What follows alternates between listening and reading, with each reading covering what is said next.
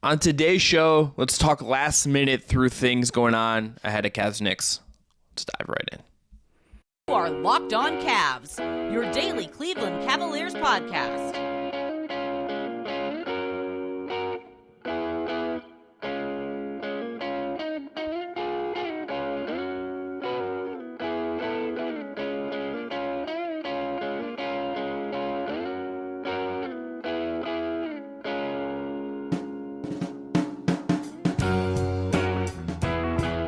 All right, the music you heard on the way in is from our friends at Astor Radio. I'm Chris Manning. That's Evan Dammarrell.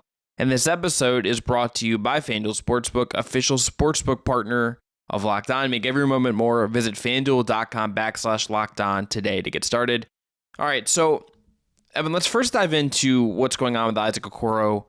Tell us what was said at practice on Thursday.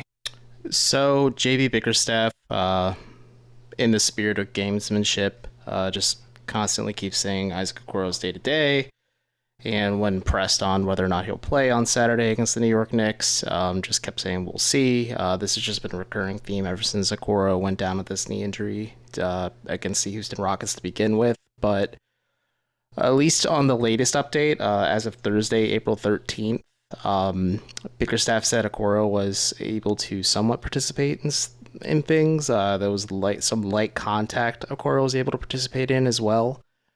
But Bickerstaff also wanted to preface that the Cavs in general just had a lighter workload day since they don't want to burn their guys out, obviously, before Saturday. They have one more practice on Friday.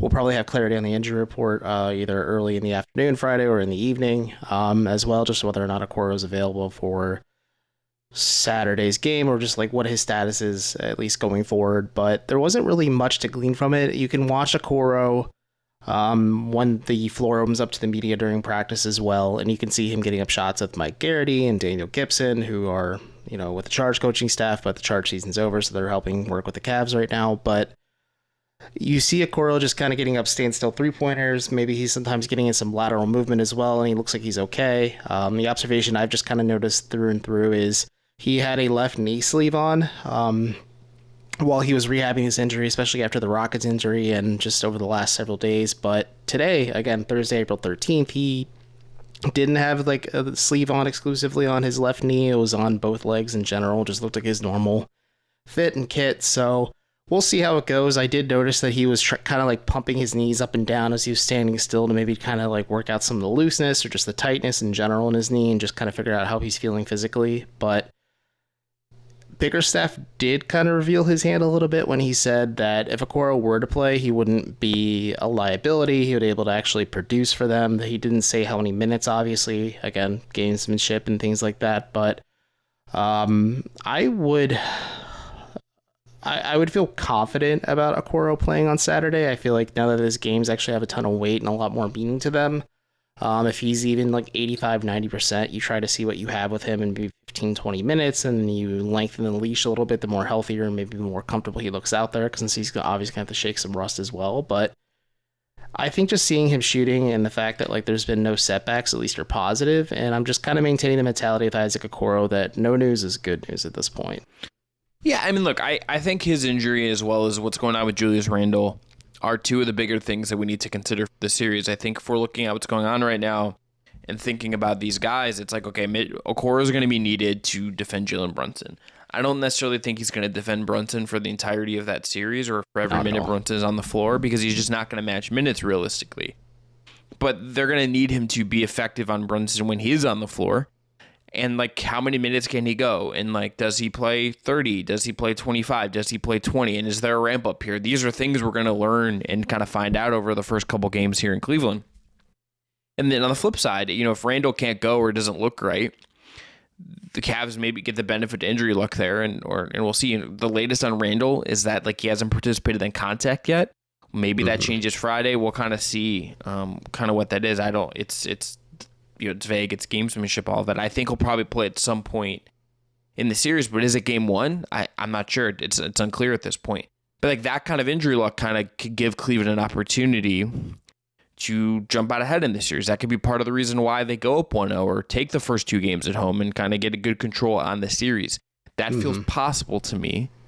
And, we will see again. The injury reports will tell us more than maybe what they're saying in practice is where this ultimately gets us. But the injury stuff seems to be shaping up at least favorably enough for the Cavs, considering they need Okoro.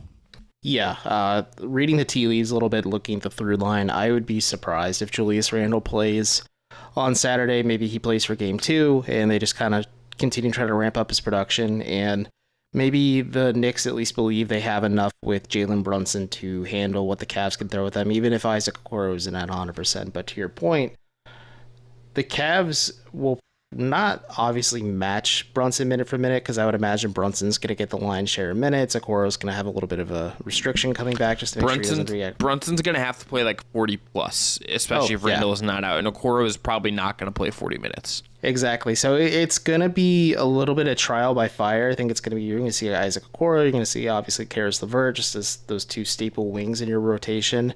Maybe this is an opportunity for Danny Green to step up as well. Maybe this is an opportunity for even Lamar Stevens to maybe they run that back again and try him as a point of attack defender. They shouldn't. That would be a mistake. It would be. I did write about this for Write Down Euclid a little bit, where even if Okoro is not 100%, but he's able to kind of defend Brunson well enough, or at least slow him down and deter him, and there's no Randle, or let's say just out of nowhere Randle does play on Saturday, like the Cavs could do a little bit more of some creative things too, where they maybe let Evan Mobley sag off of Randle at times too, if Randle isn't 100% or isn't able to like give his all, and they let Mobley act as a little bit more of a deterrent and a cheat code against Jalen Brunson, or heck, maybe the Cavs throw out the playbook altogether and they're like, okay, we're going to put our defensive freak who is comfortable defending in space, maybe not all the time, but more often than not defending Jalen Brunson, and maybe that's the way they go about it too. I'm morbidly curious to see, one, who's available for Saturday's game, and also just what the tactical, just like positioning and planning that both JB Bickerstaff and Tom Thibodeau do. I did ask Bickerstaff about this during Thursday's practice. Like, the players made it very clear just having like this week off has been hugely beneficial to just kind of getting their legs back underneath them, just kind of feeling right again physically as they kind of get ready for this grind of a postseason run, however long it may be.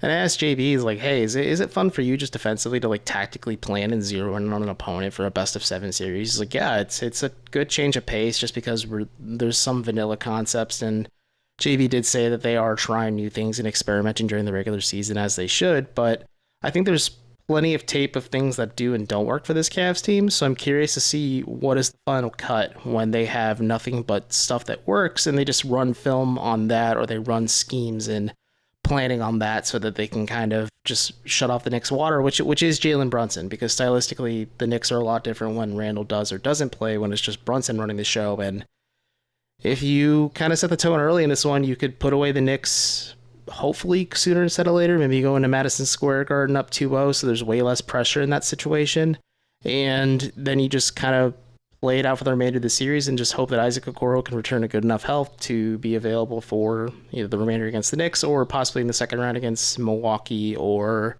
I believe it's Atlanta. Atlanta's playing Boston, so the winner of the final play-in game that Milwaukee's playing, whether that be Miami or the other team. I don't know. Chicago. Miami or Chicago. It's gonna be it's gonna be the Bucks.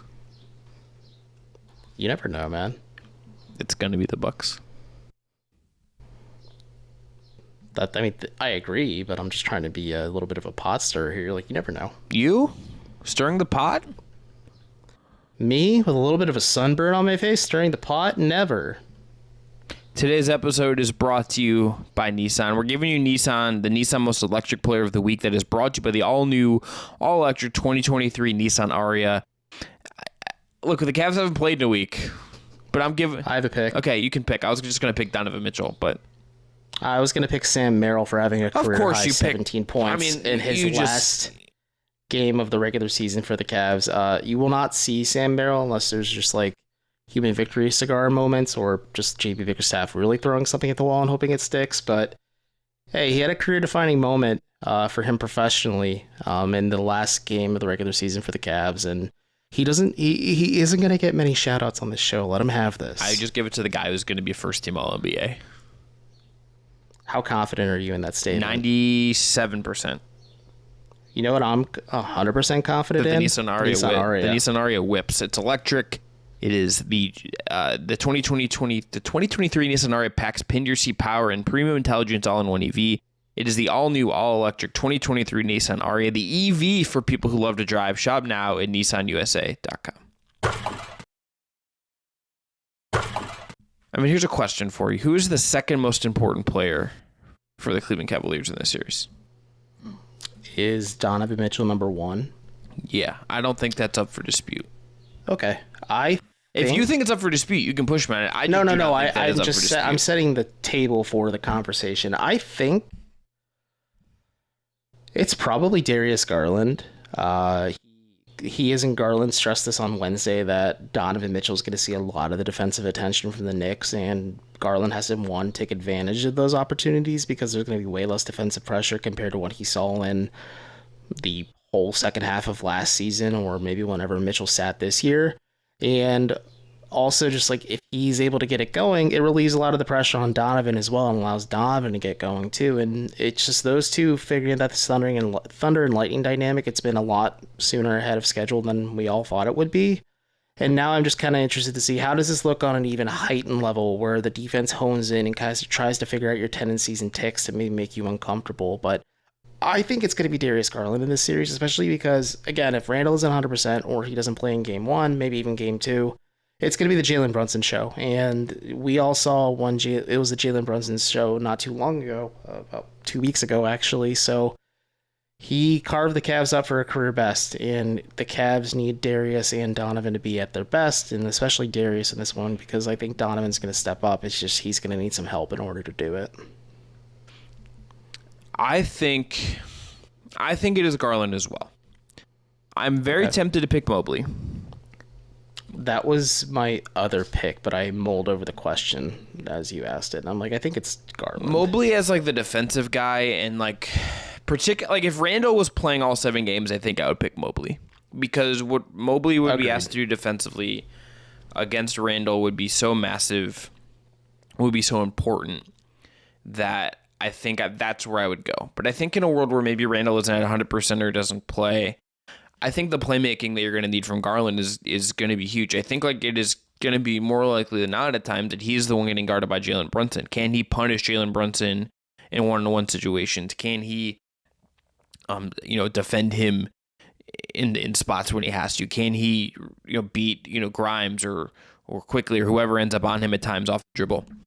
And is he going to, what does the aggression look like, and how fast does he adapt to the playoffs? This will be his first time in this environment, and he's going to be a high usage guy. He's going to be a really key part of this. I think just how quickly he acclimates will be a big deal, and particularly if there's a night where Donovan is a little bit off. Like, he's the guy that's going to need to step up and figure some of that out. So I think it's him. I think there's you can make a case for, I think Mobley has a strong case. I think there's probably a case for Allen as well, just because they need him to be a defensive rebounding and rim protecting guy every minute he's on the floor. Like that the lineups with just him are not the ones getting crushed on the offensive glass. It is the Mobley ones in the 5. But if that has to remain true in the series, and the Cavs have to clean, they can't be a team that just gets shellacked on the offensive glass, and that's a lot of that is going to be on Allen, especially if the Knicks do play it smaller if Randle can't go. That's a valid point. I wish I had mentioned this to you when I was talking to you about what happened at practice on Thursday, but Jared Allen was asked point blank, hey, why do you guys seemingly give up so many offensive rebounds just when you and Evan are on the floor together? And he's like, I don't know if I have an answer for it. He's just I have to just heighten my level of play and to ensure that the Knicks, most especially Mitchell Robinson, who's the best offensive rebounder in the NBA currently, doesn't just get a lot of those second chance opportunities, because it does have a snowball effect. And we, as in Alex Wolf and I on the Locked On Knicks, Locked On Cavs crossover, kind of talked about just the rebounding aspect and Josh Hart being a bit of a foil as that 2-3-4 guy, and just could be a bit of an interesting wrinkle off the bench for the Knicks in certain lineups too. But it's just really stressing, the games could be decided on the glass in this one. Do the Cavs stymie New York's ability just to grab as many offensive boards as they possibly can, or do the Cavs kind of just keep shooting themselves in the foot and give the Knicks second chance opportunities to hang in this game and just see where things go? But the Mobley standpoint is fascinating, and I wonder if maybe Jared Allen kind of gets, I wouldn't say roasted, but maybe cooked a couple times, just like in the Cavs game, giving way too many second chance opportunities. That the Cavs lean more on Evan Mobley at the 5, and they go a little smaller and try to maybe match the Knicks in terms of pace instead of trying to just try and play their style of game in the entire series. That's where I think Cleveland, if Cleveland does that, I think they could get themselves in trouble if they try to match the Knicks. I agree with you. I think that's a recipe for failure if you try to match the Knicks in pace when Jalen Brunson's just getting the ball in his hands every possession. If you were to pick the most important Cavs role player, who do you think it would be? Karis LeVert, because Emmanuel quickly on the Knicks side of things is a 6 Man of the Year front runner and could be a bit of a deciding factor for New York as well, because when you break down New York's roster, they have a much stronger bench than Cleveland does, just because of youth and athleticism and just kind of the interesting ways Tom Thibodeau utilizes them. But if Karis LeVert's able just to kind of get going early in the series and just sustain just that malleability that he's been rocking with for the entire second half of the year, and kind of maybe match Emmanuel Quickly's scoring production, like the Cavs will be in a much better spot than they were before. Or it's Isaac Okoro if he's healthy, but I'm going to give this one to LeVert. I think that's the right pick. I think Okoro is like the other one, just because like I think the point of attack stuff is going to be a big deal. I just also think like if the Cavs are going to win this series comfortably, I kind of just think they probably need like a role player just to really assert themselves over the course of the 7 games. Whether that's Danny Green, whether that's Dean Wade, whether that's Karis LeVert, someone's going to really have to just, I think, really assert themselves in an important way for this to work. I agree with you. And I am curious to see who is the one that steps up, because the Cavs are, well, if there's no Isaac Okoro, they're pretty set 1 through 6, I want to say. Maybe they rock with Lamar Stevens as a starting 3 to open the series, and they keep Karis LeVert in that bench role. But I am curious to see who is the guy that steps up, maybe as like that 8th, possibly 9th man for the Cavs, just because they might need to kind of search for answers if things just aren't going their way because of the lack of just bench depth or production, or the Cavs just say F it, they pull the lever down all the way and just like completely lean on their stars to grind out this series. Today's episode is brought to you by Built Bar. If you're looking for a delicious treat but don't want all the sugar and the calories, then you need to try Built. If you're like me and you want to make healthier snack choices and you don't want to compromise on taste, then Built is for you. They're healthy and amazing, and they're actually good for you, which I know sounds insane, but it's true. What makes Built Bar so good? Well, for starters, they're covered in 100% real dark chocolate. That's right, real chocolate. And they come in unbelievable flavors like churro, peanut butter, brownie, and cookies and cream. I'm not sure how Built does it, but these bars taste like a candy bar while maintaining amazing macros. And what's even better is that they are healthy. There's only 130 calories and 4 grams of sugar with a whopping 17 grams of protein. And I don't need to wait to get a box. For years, we've been talking about ordering Built Bars at Built.com, but now you can order them at your local Walmart or Sam's Club, and you can still get your specialty flavors at Built.com. So at Walmart, go to the pharmacy section and get a box of Built Bars. That's either a 4-bar box or of cookies and cream double chocolate or the coconut puff. If you're close to Sam's Club, go and get a 13-bar box with hit flavors brownie batter puff and churro puff. Thank us later.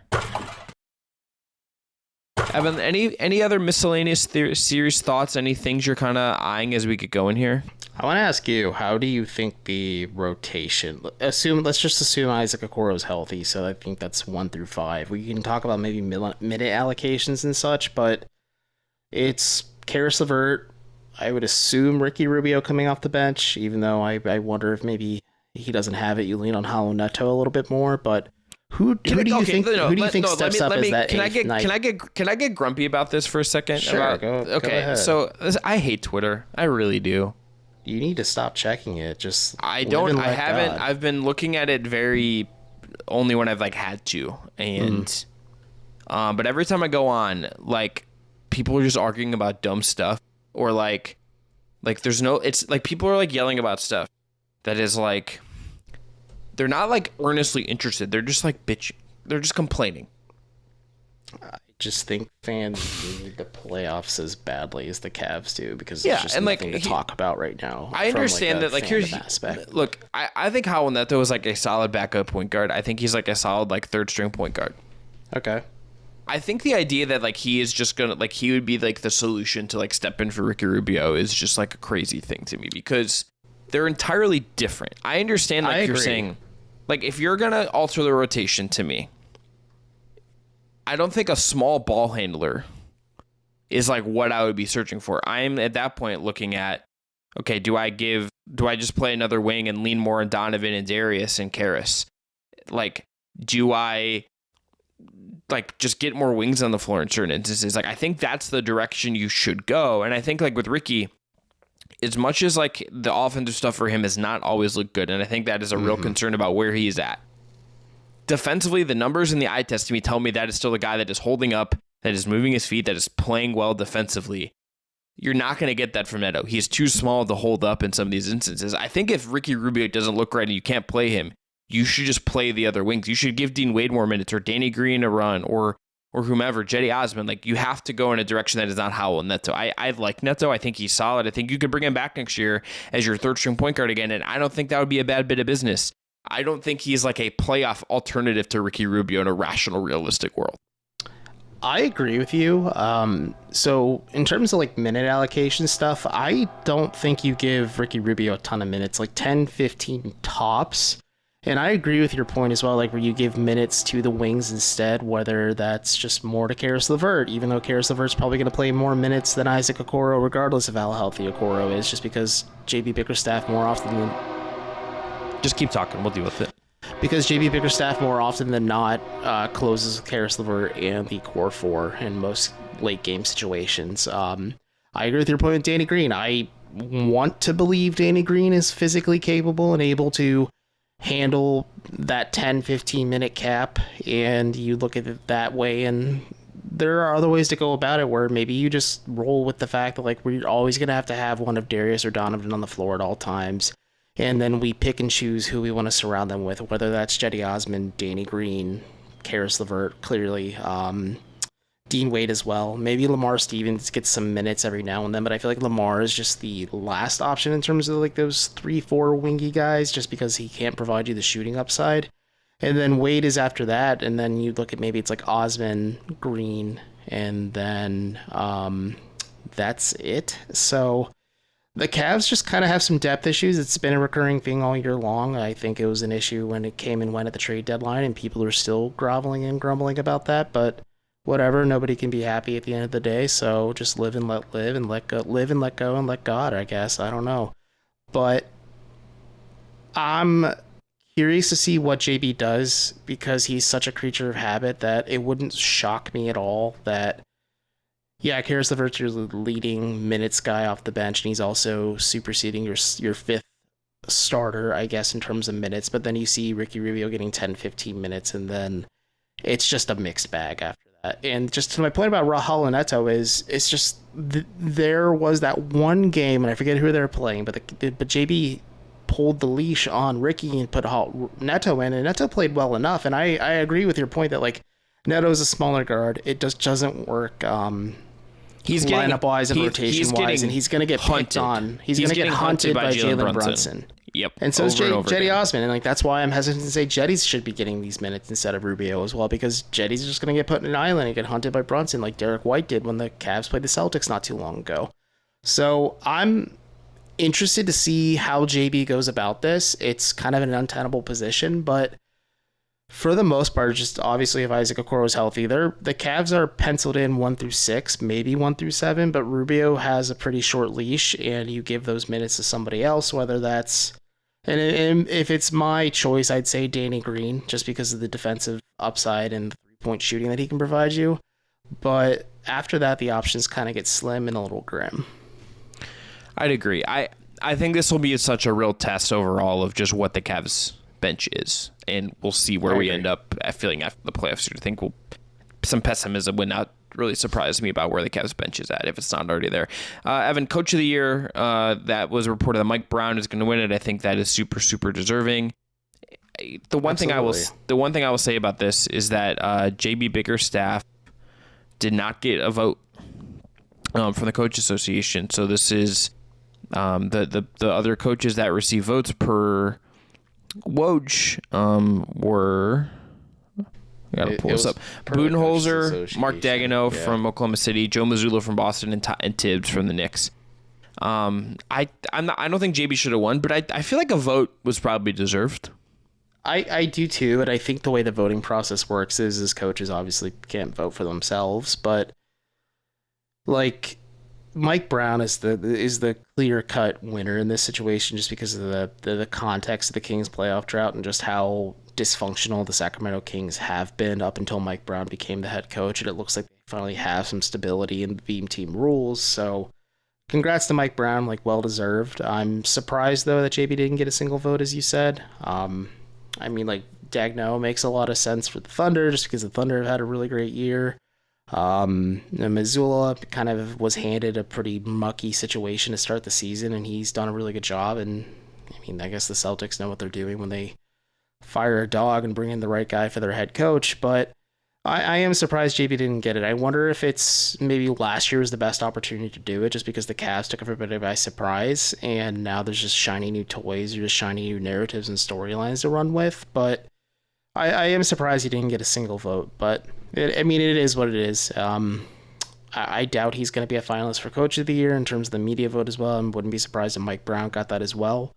But JB definitely should have gotten a vote or two just because he has been an architect of this rebuild for the Cavs. I think Evan Mobley's the biggest catalyst of it in terms of just like the player stuff, but JB was given the benefit of the doubt and leash to see this rebuild through, which is super rare in any sports rebuild. Like usually the coach that goes through the rebuild is fired and replaced by somebody else by the time it's time to compete. But yeah, I'm surprised like that there is some historical context to the Cavs making the playoffs under Bickerstaff, and I feel like that is deserving of some accreditation or accommodation or awarding or a word that fits the notion of JB.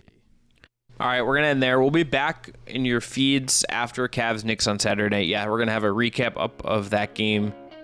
After that game, we'll be up late Saturday, early Sunday. We'll have a recap up for you of Cavs Knicks. Tune in then. I'm Chris. That's Evan. Thanks again to Jake Stevens for producing.